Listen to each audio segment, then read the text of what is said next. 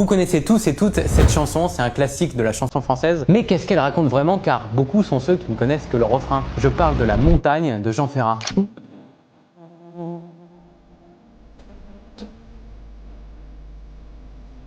On pourrait croire du coup que c'est juste pour dire que la montagne c'est joli. Effectivement, la montagne c'est joli, j'en reviens.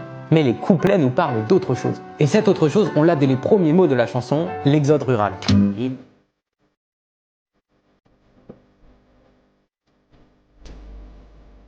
On quitte les campagnes pour aller s'installer dans les villes. Un phénomène d'actualité dans les années 60 quand la chanson a été écrite. Et donc ça, l'exode rural, ça a certaines conséquences selon Jean Ferrat. Déjà, dans le premier couplet, il nous évoque l'attrait de la ville pour son côté mystérieux.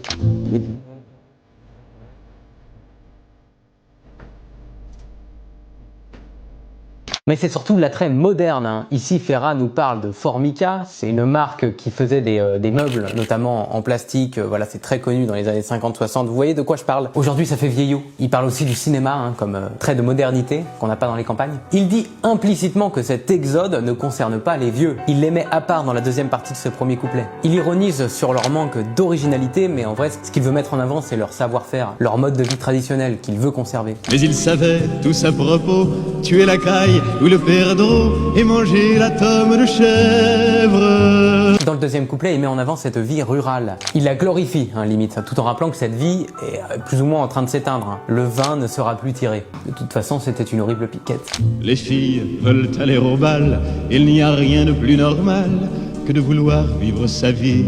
Il évoque avec justesse les déboires de cette jeunesse dans la vie rurale. Mais quand il évoque juste après la vie à l'inverse citadine, visée par cette même jeunesse, on sent bien la vie, la position de Jean Ferrat sur ce qu'il pense de cette vie citadine. Il faut savoir...